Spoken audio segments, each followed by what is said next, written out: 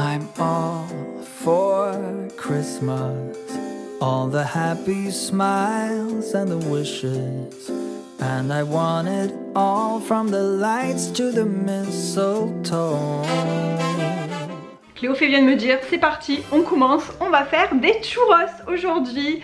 Bienvenue dans cette vidéo. Vous allez voir, c'est hyper facile de faire des churros. Il vous faut juste de la farine et c'est tout. Enfin, et de l'huile de friture, hein, bien sûr, pour faire frire votre churros. Mais en gros, il vous faut juste de la farine et de l'eau. Ça va former une pâte qu'on va mettre dans un cylindre exprès. Enfin, ça, c'est un truc exprès à churros en fait, hein, un appareil pour faire les churros, vraiment. Je l'avais acheté à l'époque, c'est très vieux donc franchement je pense pas que vous le retrouviez. Enfin, je sais même pas si ça existe toujours en fait. C'était les essentiels de chez Boulanger. Je l'ai acheté il y a des années. On en trouve vraiment de partout. Et alors je ne sais pas si on peut utiliser par contre des poches à douille peut-être, mais il faut faire vraiment hyper gaffe parce que le problème c'est que la pâte à churros, donc c'est un mélange de farine et d'eau. Et c'est une pâte qui va être assez dure et il va falloir vraiment beaucoup appuyer sur le piston là ici pour pouvoir faire sortir la pâte. Et c'est pour ça que c'est rigide et que voilà, c'est assez dur quand même. Donc c'est juste, c'est comme une poche à douille en fait. Vous avez le cylindre, vous avez l'embout ici. Donc il y a plusieurs embouts à biscuits en fait qui sont livrés dans le avec l'appareil. Bon, moi j'utilise toujours celui-là, hein, les autres ils sont toujours dans les, dans les petits sachets. Et ensuite on va le placer. On va le placer comme ça. On le place comme ça. On met la pâte à l'intérieur. Bien sûr ça sera relevé. Ensuite on appuie et comme une poche à douille on fait sortir les petits churros juste au-dessus de la friture, enfin du bain de friture. Alors pour la recette, je vous ai dit c'était hyper facile. On va prendre un verre mesureur. Alors moi j'ai pris ce verre pour mesurer. Je vais prendre deux, enfin en fait il faut juste la même mesure d'eau avec la même mesure de farine. Donc moi je prends ce récipient, je sais pas si ça va suffire mais bon, ouais, je vais commencer avec ça. Et je vais mettre de la farine à l'intérieur et je vais mettre le tout dans un saladier pour former une pâte. Après ça dépend si vous voulez en faire beaucoup ou pas. Je vais commencer par faire ça. Je pense que ça fera quand même pas mal. Je vais pas en faire non plus énormément. Je prends ça. En fait, ça change strictement rien, hein, le nombre de, enfin le grammage de farine. Donc une. Moi, j'utilise de la farine T55 de chez Coro. Après, vous pouvez utiliser n'importe quelle farine. Hein. La farine T45, T55, c'est très bien pour ce genre de petites recettes. Donc voilà. J'en ai mis deux. J'ai versé ma farine. Et maintenant, on va mettre de l'eau bouillante dessus. Et ça, pour que ça s'amalgame bien en fait. Et pour former une pâte. Donc surtout pas d'eau froide. Hein. Mettez de l'eau chaude, bien chaude.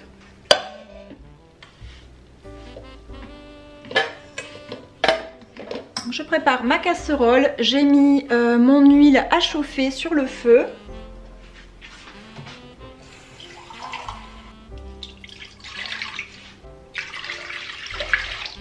Et je verse mes deux mesures d'eau et maintenant je vais faire chauffer. Dans cette casserole j'ai commencé à faire chauffer de l'huile. Alors vous voyez j'ai choisi une petite casserole juste exprès pour ne pas mettre trop d'huile. J'allais pas mettre énormément d'huile dans cette casserole là, elle est trop grande. Donc ici je fais chauffer mon eau pour qu'elle soit bien bouillante avant de la verser dans la farine. Et en attendant je commence à chauffer tranquillement mon huile, sachant que lorsque vous allez plonger votre churros à l'intérieur, il ne faut pas que l'huile soit bouillante. Voilà, j'ai juste mis une pincée de sel. Ensuite, si vous voulez parfumer vos churros, vous pouvez mettre également par exemple de la fleur d'oranger, là à ce stade dans l'eau, pour la faire chauffer en même temps et pour que votre churros ait déjà un goût de fleur d'oranger. Je pense que ça peut être pas mal aussi. Sinon, ensuite, j'ai pas essayé, hein, sinon les autres parfums. Moi je fais toujours nature parce qu'après je mets du sucre par dessus et nous on adore ça vraiment nature avec du sucre. Et c'est une recette tellement simple et ma grand-mère elle en faisait beaucoup quand j'étais petite. Enfin, elle nous en faisait beaucoup, j'exagère peut-être peut-être pas beaucoup non plus, mais c'est vrai que de temps en temps on se réunissait avec nos cousins et elle faisait des churros et c'était vraiment super sympa. Donc l'eau est toujours en train de chauffer. Une fois qu'elle va bouillir, je vais emmener ma casserole ici sur mon plan de travail et je vais verser ma farine dans l'eau bouillante et pas l'inverse, pas l'eau bouillante dans mon saladier. Je préfère faire l'inverse pour que ce soit, comment dire, pour que la pâte elle se tienne mieux en fait. Voilà, l'eau a fini de bouillir.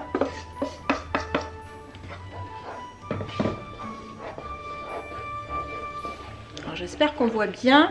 Alors vous voyez ce que je vous disais, c'est que la pâte elle devient vraiment épaisse et dure. C'est vraiment épais et dur et c'est déjà c'est plus pratique avec une cuillère en bois aussi pour remuer qu'avec une cuillère normale.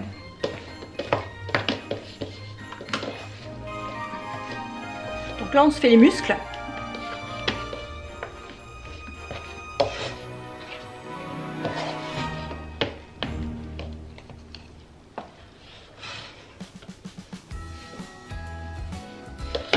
Ça fait une pâte assez collante.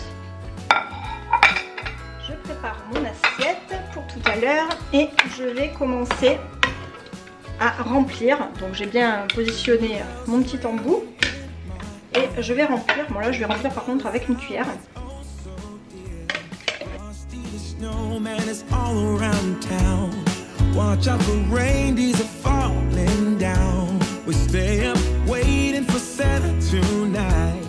Climbs down the chimney at the speed of light while we're dancing around the Christmas tree, hugging and kissing just you and me. Carolers are singing outside our door, lovely songs we all heard before. On essaye de tasser.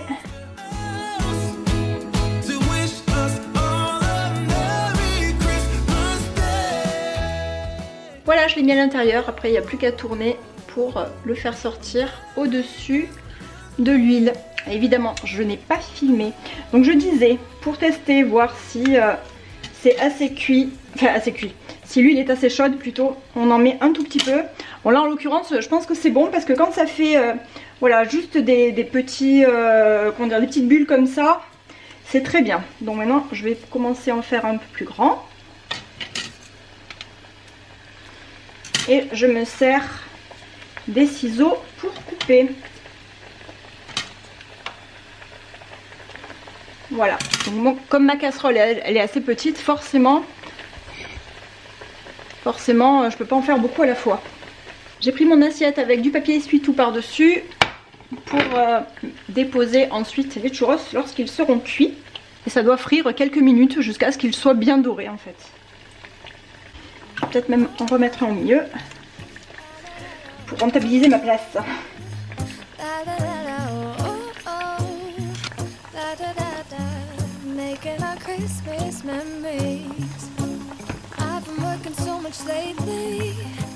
Quand ils commencent à être bien dorés, on va les retirer et on va les placer dans l'assiette qu'on a préparée juste avant.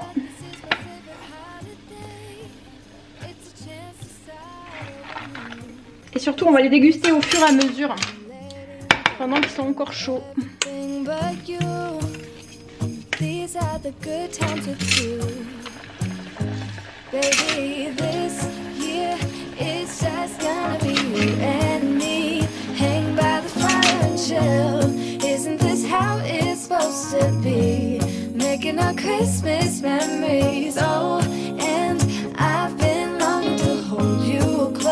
Forget about everyone else. Isn't this how it's supposed to be? Making our Christmas memories. Oh oh, la la la la, oh oh, la la la la, oh oh, la la la la. Making our Christmas memories. Il est trop bon. Je te rappelle pas pour Camargue. Gros du roi. Je trouve ça génial de faire des petits beignets comme ça pendant les vacances, ça nous rappelle les autres vacances de l'été dernier. C'est trop bon, moi j'adore.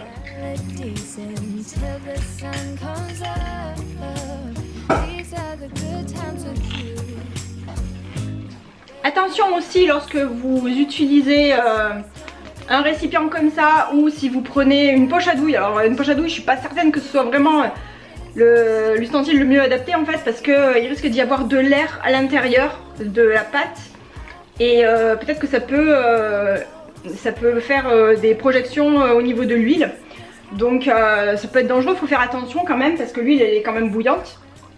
Voilà, donc c'est vrai que c'est quand même mieux d'avoir un appareil spécial, sachant que celui-là, je vous disais, je l'ai depuis je sais pas combien d'années, je l'ai depuis au moins 10 ou 15 ans.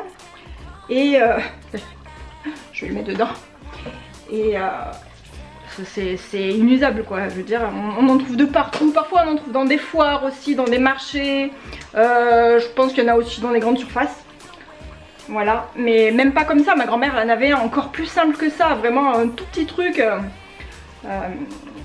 Mais bon, c'est quand même bien pratique.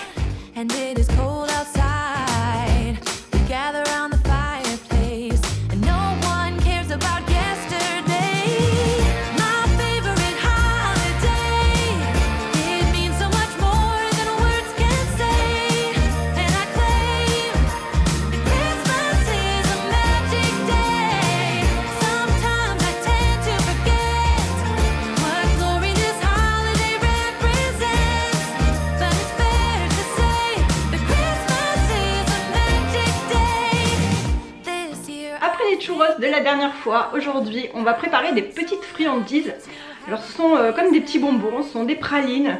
Nous on adore les faire dans la période de Noël, et j'ai appris cette recette de ma tata Monique, donc je pense pas qu'elle regarde cette vidéo, mais au cas où tata, je te fais des gros bisous. Et donc à l'époque j'avais 16-17 ans et elle nous avait montré comment on faisait des pralines avec mon cousin. Et nous on les faisait avec des amandes. Alors les pralines vous connaissez peut-être l'été si vous êtes sur les plages et que vous achetez des chouchous. Voilà, donc les chouchous ce sont des pralines en fait, sauf que c'est aux cacahuètes. Et moi cette fois-ci je vais les faire aux amandes. Sinon on peut très bien les faire aussi avec des noix, avec des noisettes, avec pas mal de fruits secs. Donc il faut juste les amandes et il faut du sucre.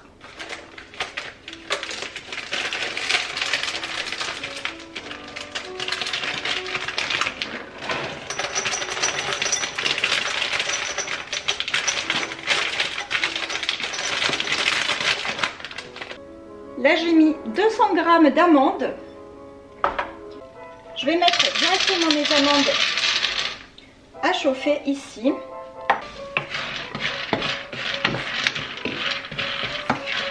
Je le mets à feu fort. Mets-le sur la table s'il te plaît là-bas. Voilà. Merci. Je vais partir sur 120 g de sucre, mais je ne sais pas si je vais tout mettre en fait, on verra. Ça dépend un petit peu. En fait, on fait toujours ça à l'œil, donc c'est vrai que c'est compliqué pour moi de donner des proportions. Je vais juste les faire torréfier quelques instants avant de mettre le sucre. Je vais rajouter mon sucre.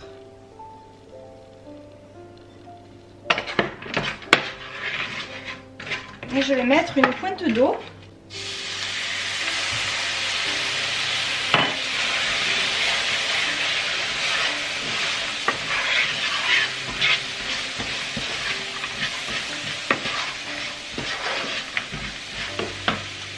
Rajouter un petit peu de sucre. Bon allez, je vais tout mettre. Comme ça, ça fera des proportions.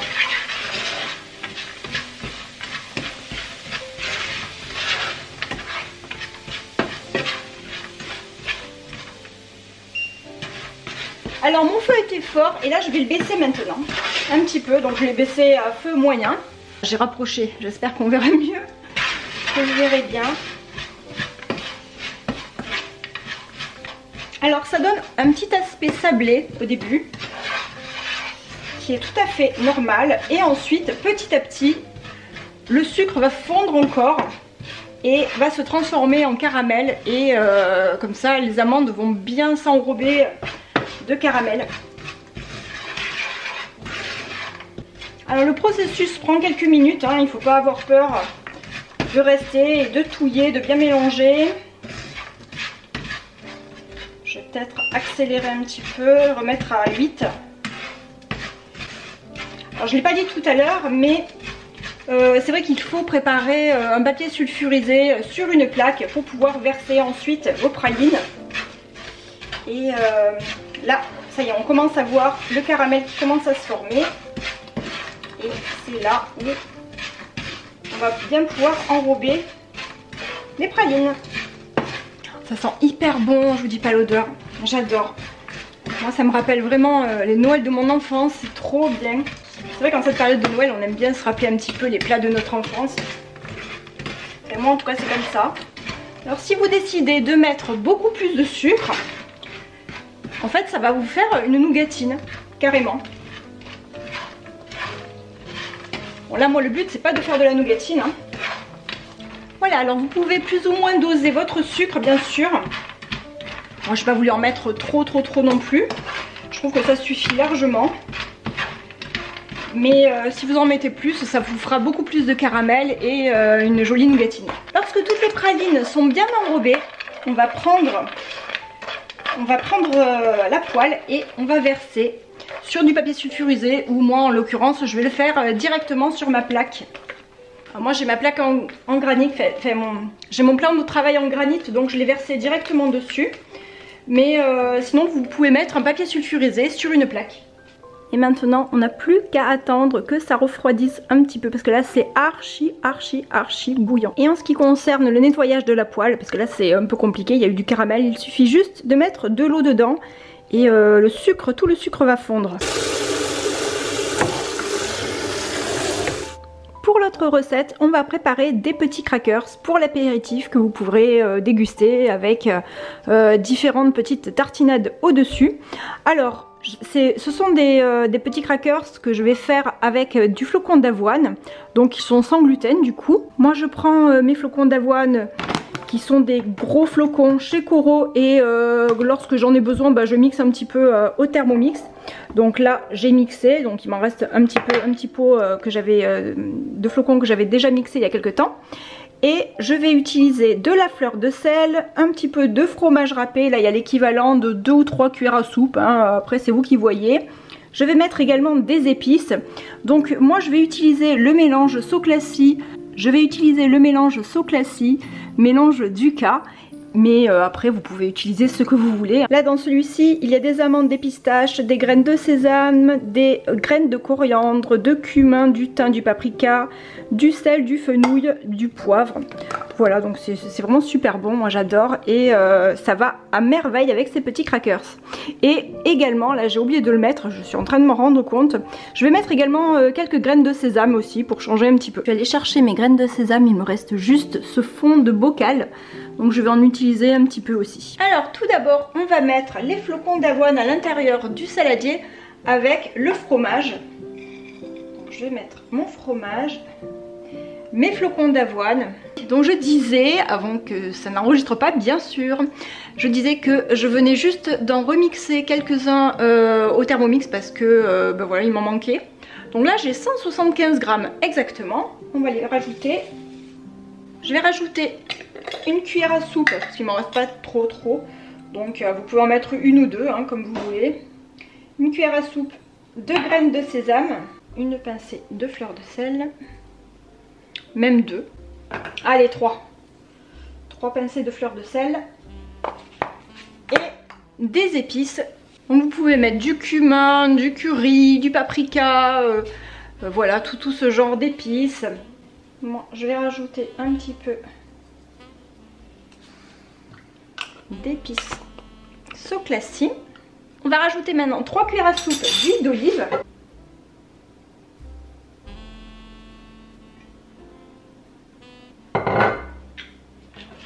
Et on va rajouter l'eau.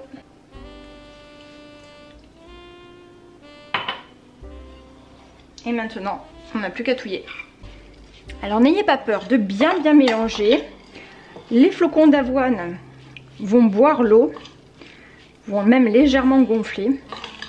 Si jamais vous pensez que l'appareil est trop liquide, il suffit d'attendre un petit peu pour que les flocons d'avoine gonflent et pour que ce soit plus facile à manipuler.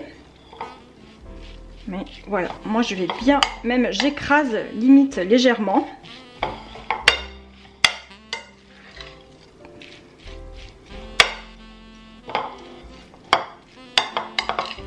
Pour que tout se mélange bien. On va préchauffer le four à 170 degrés. Donc là, je viens juste d'y penser, mais si, c'est mieux si vous le faites avant. En fait, ce que je vais faire, ça je le mettrai après. Je vais les étaler, étaler directement ici. Je pense que ça va être plus facile d'étaler directement sur la feuille. Ah, ou alors, vous savez ce qu'on va faire? On va prendre une autre feuille, on va poser la feuille par-dessus et on va rouler par-dessus. Je pense que c'est encore mieux. Je vais essayer comme ça. Je pense que ce sera plus facile à faire.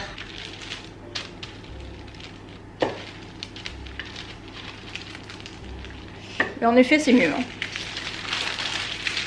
On va essayer de ne pas embarquer les pralines en même temps.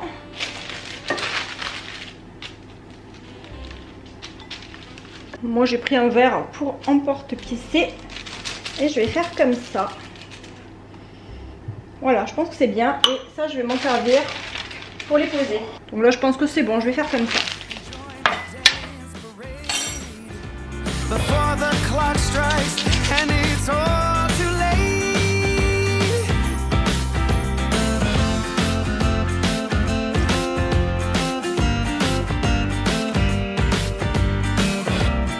Ma première fournée est prête, donc je vais l'enfourner justement.